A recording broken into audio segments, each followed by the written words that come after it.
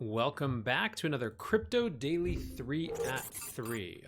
All right, guys, what is going on? Welcome back. So today we are going to talk about first a little update from yesterday. Trump's tweets about the Fed getting their kind of next expression today as the European Central Bank announces new quantitative easing. Second, we're going to talk about Binance US opening up next week. Third, we're going to talk about France blocking Libra, but also saying that crypto to cryptocurrency transactions or trades will not be taxed. And four, we're actually going to do a little bonus section on two little mass adoption stories. So let's actually dive in first to just this follow up to yesterday. So yesterday we talked about how Trump was putting pressure on the Fed to lower interest rates even further, talking about even pushing them into the negative territory. And then today we had an announcement from the European Central Bank that's going to cut its rates further. So Pomp says the ECB just announced they are cutting interest rates and introducing a large stimulus package, i.e. quantitative easing. There is obviously a Bitcoiner inside the organization. You had Tur who said QE infinity, basically, with a Bloomberg post here that says ECB cuts key rates and restarts bond buying stimulus program to help slowing economy. Trump himself reacted, as is his wont. He says, European Central Bank acting quickly, cuts rates at 10 basis points. They are trying and succeeding in depreciating the euro against the very strong dollar, hurting U.S. exports, and the Fed sits and sits and sits. They get paid to borrow money while we are paying interest. So basically, this is, again, part and parcel of the currency war that we discussed yesterday, in which basically Trump is arguing that the euro is doing a better job of depreciating its currency, which makes it more expensive for everywhere else to buy things the stronger the dollar is, which hurts our economy theoretically. But the problem and the reason that Bitcoiners get so fired up about this is that there's kind of no end in sight, and that we're on kind of a 10-year experiment in quantitative easing that really doesn't have an end, and that was at first a break from tradition and now has just become the norm, and no one knows where it ends. And there's currently obviously the ascendance of modern monetary theory, which thinks that this can go on for a very long time, and on the other side is kind of the austerity of Bitcoin, which cuts out the ability to debase currency. So this is all just a quick update. This is the ongoing story, I think, of Bitcoin and what it means as a macro asset. This is where the narrative battleground is for Bitcoin and what it means. And so nothing hugely new, just more evidence today of just how Bitcoin might be involved and necessary and impacted by the world at large. But with that, let's move on to number 2 for the day. So number 2, Binance America. So Binance US was announced a few months ago, and it was interesting because basically on the one hand, you had Binance announce that it would be geo-blocking US users starting in September. This announcement was made in maybe July. It could be wrong about that, but somewhere over the summer. And then very quickly thereafter, Binance announced that it would be opening Binance US, which would be a fully regulated, compliant exchange for US users. And when that announcement happened, a few weeks after that announcement, they also announced or shared some of the assets that they were basically considering for listing on Binance US. A lot of it looked like some of the later assets that have joined Coinbase more recently. And just yesterday, Catherine Coley, who's the CEO of Binance US, said, opening our doors to new users in 1 week. And they followed it up with this blog post, which explained exactly what would be happening. So starting next Wednesday, September 18th, you can go to Binance US to sign up for your account, verify your information, and deposit any of the initial selection of digital assets. So this looks like Coinbase Classic, basically what Coinbase was until it started listing other assets a little while ago. So you can deposit Bitcoin, Ethereum, XRP, Bitcoin Cash, Litecoin, and Tether. They reiterated that they're considering more things, but they wouldn't be live at launch. And so my question was, I tweeted out yesterday, Binance opens a week from today. Does this excite us? Does it mean competition for Coinbase? Is it a big old nothing burger? And interestingly, Catherine, by the way, was a great sport and said, new daily mantra, never be a nothing burger. But a lot of folks, their questions were either specific. So Nisa says, will they have insurance-backed custody? So this is obviously kind of like, what does their service look like? Is it comparable to other exchanges? We had a number of folks who are saying that basically, I thought this was a common sentiment from Eco Cryptos. He says they need more assets to trade. In its current form, there's no compelling reason to move from Coinbase Pro or say a Bittrex. And I asked, is there anything besides additional assets that would have you consider moving? And he said, I think they cut their trading fees to near zero and you'll get people on the platform. Otherwise, it doesn't make sense moving from Coinbase, which is insured. I don't think margin trading will be enabled on this particular platform. So again, there isn't much incentive. So basically, right now, I would sum up the attitude that I'm seeing from my relatively small selection of followers as it's just another competitor to Coinbase. It doesn't necessarily offer anything new.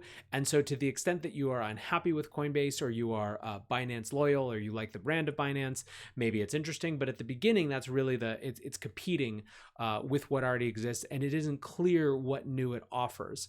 I think that it's going to be too early to judge Binance US as a success or not next week. I think there'll be a lot of temptation to look at immediate signups and volumes and all that sort of stuff and declare it one way or another. That doesn't really make sense to me. I think Binance is this is part of its regulated side strategy, and Binance is a company that does kind of everything all at once. And I think that this is just part and parcel of that. So for me, it's going to be a big wait and see. I think that it's another option in the market. I'm a fan of competition, so I'm glad they're opening and I will be interested to watch. But as of yet, I'm not sure exactly where their points of differentiation are going to be. So that's what I'm going to be looking out for. Let's move on to number 3. So speaking of Binance, CZ commented this morning on interesting kind of 2 messages coming from France around crypto. So CZ says France is a bit harsh on Libra, but have to give them kudos for not taxing crypto to crypto transactions. More homes for crypto exchanges to flourish. And so what he was referring to is 2 things. First, so there was a OECD conference, I guess, about cryptocurrencies this week, and The Independent reported that Bruno Le Maire, who's basically the French economic minister, said, I want to be absolutely clear. In these conditions, we cannot authorize the development of Libra on European soil. And so I've had some questions about exactly what that means, but all of the kind of news outlets are following and reporting this news, saying that it will block Libra. Exactly what that means, I think, is yet to be determined, but it's a ratcheting up, if nothing else, of the rhetoric coming from France against Libra. And so Le Maire has been classically against Libra since it was announced. He, previous to that, was very vocally opposed to privacy coins.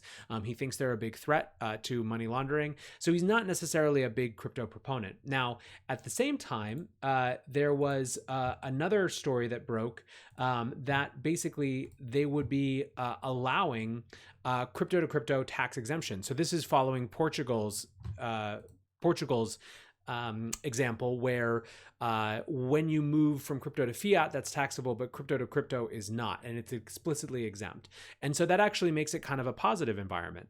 So a lot of interesting things going on. I think one thing that I wanted to flag that I thought was notable, digging in a little bit more to some of the stories. So this was from CNBC, and they said, in his remarks Thursday, Le Maire said he had spoken with ECB President Mario Draghi and Christine Lagarde, who will be the next chief of the central bank, about creating a public digital currency.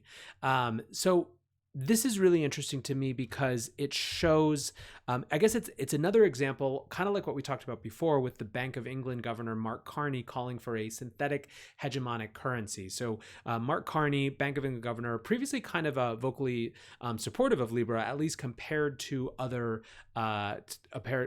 central banks. At a Kansas City Fed event at Jackson Hole, Wyoming, a couple weeks ago, proposed effectively that central banks come together, they band together to create their own version of a Libra.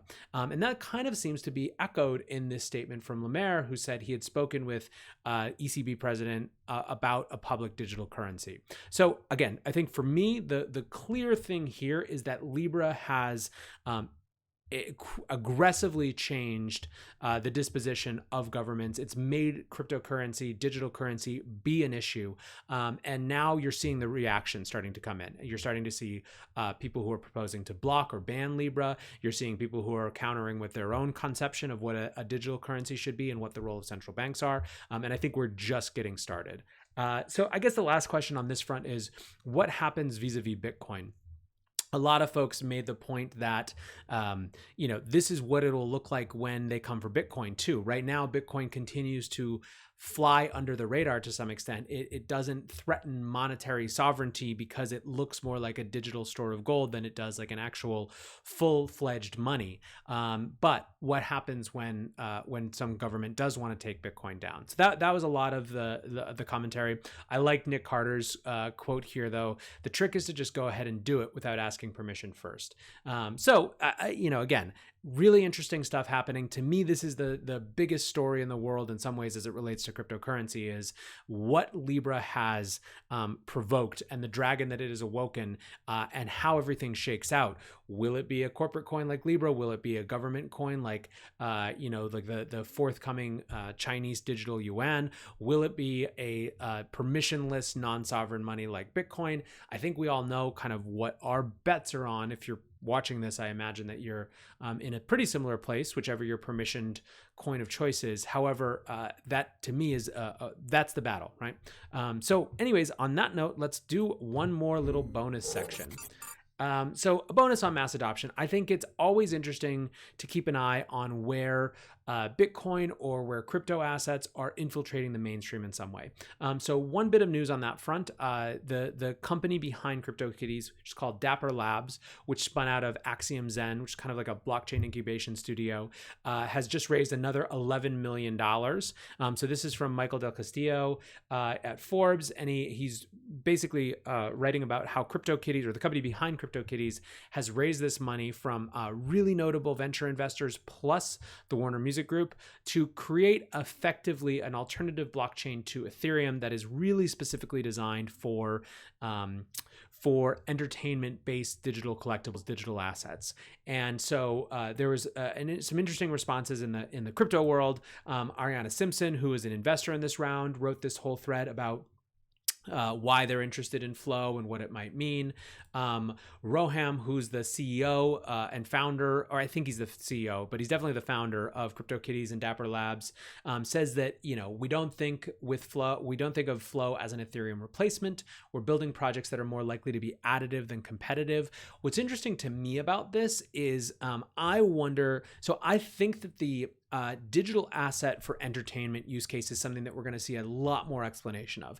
Could be in the long run that no one cares, but it seems really unlikely to me that there isn't some digital asset that becomes kind of part of the entertainment landscape, or part of the marketing tool for albums, or part of the, whatever. It's just like, as the world gets more digital, I think ownership of things digitally is a natural phenomenon to come with it. Now, to what extent that needs to be decentralized, censorship resistant, truly owned on the blockchain, etc., I think is the more pertinent question in some ways. And what's interesting to me about something like Flow as an Ethereum alternative, let's say, instead of replacement, is they have potentially, if the blockchain doesn't also have to be in the service of censorship resistant use cases like money and privacy and things like that, then it potentially can make different trade-offs in terms of speed and throughput and all the different things that are challenges for public permissionless blockchains. So that's kind of what I'm watching. I think it's interesting, but I think the thing that's notable here is that no matter what you think, a couple years after the ICO boom, you have a corporate VC like Warner Music getting into a round that's explicitly about digital collectibles. I think that's notable, and I think it's worth watching. But lastly, I think one more kind of mass adoption thing. So the Watford Football Club in the English Premier League has announced that the Bitcoin logo will be on their shirt sleeves. They are sponsored by the sports betting company sportsbet.io. So you can see here the logo with the sportsbet.io logo on the front and then the Bitcoin logo on the back. And they basically said that it was because the Bitcoin community has been so important to them right from the beginning. And it's a way to kind of provide more exposure for Bitcoin. I think this is really interesting and notable for a couple of reasons. So someone said, is it the best for Bitcoin to be associated with a betting brand? And for me, I think on the one hand, you can make an argument that Bitcoin has been, from a narrative perspective, challenged through association with more illicit use cases. However, I think that there's a difference between judging the ethics or morals of a use case and looking at just how mainstream it is. And so some people may not like sports betting, some jurisdictions may not like sports betting, but this is a company that's achieved a scale where they can sponsor an English Premier League team. And I think that that mainstreaming effect may be more powerful than the potential downside of further association with something like betting, right? Like, this isn't the Silk Road, this isn't drugs, this is a gambling site. And there's a whole lot of people who feel like either A, you're allowed to do whatever you want with your money, or B, even more generally, they just like sports betting because it's fun, right? And that's just it for them. So I think that the publicity there is really cool. But I think that the bigger point that was kind of, I had a moment of remembering this morning, is that this is such a unique phenomenon in the history of the world to have what Naval has called the most valuable startup of the last 10 years that has no company. And we don't know who the founder was. They haven't cashed out. Like, these things they break so many lines of tradition, or so many ways of how things have been done historically. And now you have, a company spending some of the most expensive sponsorship and ad real estate dollars in the world, on a major global soccer team, in a major global soccer league. That's basically, you've got a company who's spending their advertising dollars promoting a thing that's maybe a part of what they do or related to them, but isn't their company, right? It's just this underlying protocol. That's pretty phenomenal, and that's really unique. And I think it's notable. So anyways, guys, I just wanted to make a note of that. I think it's cool enough to at least bear mention here. That's it for today. I think tomorrow we'll try to maybe do some wrap-ups of Invest Asia, or CoinDesk's Invest Asia event. Maybe we'll peek over at Tel Aviv Blockchain Week and see if there's been anything interesting. But for now, I'm out. Peace, guys.